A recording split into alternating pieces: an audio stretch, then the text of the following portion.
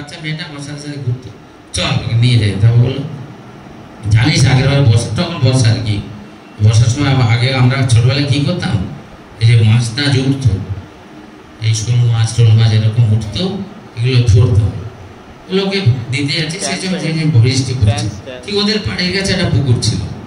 হ্যাঁ হ্যাঁ ওরকম ডাঙায় ওঠে বলতে, হ্যাঁ ডাঙা ঠিক ওর পুকুরের কাছে একটা বেশ বড় শোল মাছ, আমি ঝাপটে দিলাম, দেখলি ওটা ওদের দিয়ে দিলাম। তো এইটা তো এখন নেই, এখনকার ছেলেরা বললো আজকে কি বাজারে কিনে নেবো, বাজারে কিনে নেবো তোমার গাছা, তুই ভাব আমার টবে তার লঙ্কা হচ্ছে, লঙ্কাটার দাম কত, মিনিমাম 500 টাকা দাম একটা লঙ্কার দাম, তুই বল ভালো করে, হবে না? তুই কত পরিশ্রম দিচ্ছিস, শ্রম দিচ্ছিস, হ্যাঁ, তা সেই বলে তোর 500 টাকা দাম একটা লঙ্কা, কিন্তু তো লঙ্কাটা করবি, হ্যাঁ ফেলে দে না, হবে না। তুই ফার্স্ট ভাব ওই লঙ্কাটা ফলাতে গিয়ে তুমি কত পরিশ্রম করতে হচ্ছে, যেতে হচ্ছে, সেটা যদি একটা লোক দিয়ে করাতিস, আমার একটা কাজের লোক আছে, তাকে 10,000 টাকা মাইনে দিই, সে ওই দুটো লাউ নিয়েছে, তার লাউটার দাম কত, বাজারে কত 10 টাকা দিয়ে লাউ পাবে। আরও গ্রামে যদি চলে যায়, ওনারা যদি কোনোদিন যান দেখবেন সিপাহী চন্ডী বলে আছে, বড় বড় লাউ 3 টাকা করে, আর ঢেঁড়সের কেজি 5 টাকা। আমরা যে পুরুলিয়া গেলাম, ওটা বাজারে ঢুকে গেলাম 10 টাকা কেজি, কি ফ্রেশ ঢেঁড়সের রস উঠছে। আমগুলো কিনলাম 20 টাকা কেজি, তোর এই আম দেশিগুলো 10 টাকা, আর এইটা তোর কি বলে ল্যাংড়া কিনে আনলাম। এই আমাদের আছে রে, ওই আমটা যদি থাকে একটু কেটে নিয়েছিস, ল্যাংড়া আম ছিল, খাওয়া একটু। তো আমি ওই গেছি, আমার ওই যেখানে ওখানে গাছ লাগিয়েছি, ছোট গাছে, ভিডিওটা দেখা যাবে ভিডিওটা, তো এই ছোট গাছে আম পেড়ে খেলাম, হিমসাগর হয়েছে, এইটুকু গাছ হিমসাগর ঝুলছে, তো আমি হাতটা ধরে তুলতে গেছি, ওটা পেকে গেছে, সব পচে গেল, তো বলে ওরা কেটে নিয়ে এসে খেলাম, কি অপূর্ব টেস্ট, আবার নিজে লাগিয়েছি তো, তখন কি মনে হচ্ছে, একটা অপূর্ব জিনিস পেয়েছি। তো যাই হোক, অনেক কিছু পয়সা টয়সা দিয়ে হিসেব হয় না।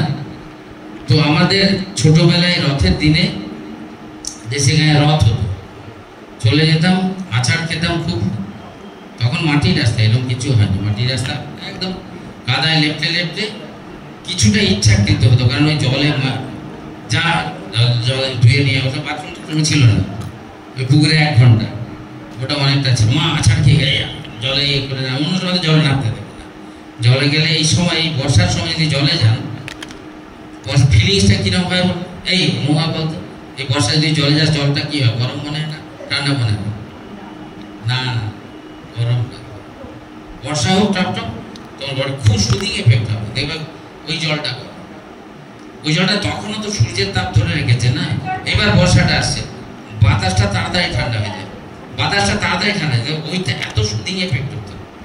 তো আমাদের তো সাঁতারটা শিখতে হয়নি না, এমনি শিখে ছোটবেলা বলতো এই পিঁপড়ে খাওয়া, সাঁতার শিখবি না, সে কি কষ্ট করে পাশাপাশি থাকিয়ে পিঁপড়ে খেয়ে নিয়েছি না। হ্যাঁ, এই যে এইগুলো এখনকার জেনারেশন ভুলে যাচ্ছে, জানে না সাঁতার কি করবে, আমার পড়ার চাপ আছে। আমি সবাইকে বলি যে, আমার চেম্বারে লিখেও রেখেছিল যে আপনি দায়িত্ববান বাবা মা হিসেবে আপনার ছেলে কিংবা সন্তানকে সাঁতার শেখাবেন, এটা যেমন শরীর ভালো হয়, তেমনি অনেক অ্যাক্সিডেন্ট থেকে প্রিভেন্ট করে। একদিন দেখবেন অন্য করে একদিন সেই 6টা বাচ্চা মারা গেল না, সব 11-12 পড়া বাচ্চা, তো এই যে মারা যাবে সাঁতার জানে না, বলে সাঁতার জানলাম তো বাঁচতে। তো এইটা বলছি যে তুই তো কাটিস, তো পরের জেনারেশনকে করেছিস, তো সবাইকে করতে হয়, এটা করতে হয়। যাই হোক, এটা বর্ষাটাকে আমরা নিজের পরিবারের মতো, নিজের মতো যেন বর্ষা রানী, তাকে স্তব করে আমাদের কাছে আনছি, এবং তুমি যেও না, যতদিন পারো থেকো, তার মধ্যে বন্যা হোক, ধস নামক, আমাকে মেনে নিতে হবে। প্রকৃতির একটা জায়গায় ধস নেমে গেছে, ছবিটা দেখলি এতে উত্তরাখণ্ডে গাড়ি ফাড়ি ভাসিয়ে নিয়ে চলে যাচ্ছে। হ্যাঁ হ্যাঁ, তো বর্ষায় এরকম ধস হবে, আমাদের তো আমরা তো প্রকৃতিকে কেটে কুটে, আমি যদি ভাবি এমন সময় ভাবি, ধরুন প্রকৃতি আমাদের মা, পৃথিবী আমাদের মা, তো এই মায়ের আমরা ছেলে, কীট পতঙ্গ, গরু বাছুর, হাতি ঘোড়া, যত কিছু প্রাণী আছে, পশু পাখি মাছ, সবই তার সন্তান সন্ততি। তাহলে তার কোন সন্তানটা বেশি ক্ষতি করেছে? এই মানুষ সন্তান।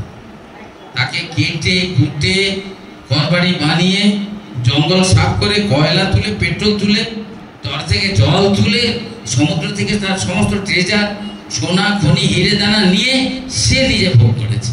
তাহলে এরাই সবচেয়ে বেশি ক্ষতি করেছে। হ্যাঁ, কয়লা টয়লা যত কিছু। তো আমরা যত সভ্যতার বিকাশের জন্য আমরা সভ্য হচ্ছি, সেইটা প্রমাণ রাখতে গিয়ে আমরা এইসব করে চলেছি। যাই হোক, হ্যাঁ, দোষ হচ্ছে বর্ষা। তো বর্ষা তো তার আপন খেয়ালে যাবে, আপন খেয়ালে সে যাবেই। ওগো নদী আপন বেগে পাগল পাড়া। তো সে তো নদী দিয়ে বয়ে যাবে। এবং নদীকে আমি বাঁধ বেঁধে তার যদি নাব্যতা নষ্ট করে দিই, তার ফ্লোটাকে আটকে দিই, সে একদিন ভেঙে মহাপ্লাবন আনবে। যাই হোক, আমরা এটা বললাম একটা ঘরোয়া আলোচনা। এতে এবার পারফরমেন্সগুলো নিজেদের মধ্যে থেকে মৌমা সবাইকে আপডেট করে করে ডাকবে। হ্যান্ড ব্যাক টু মৌমা পরিচালনার জন্য।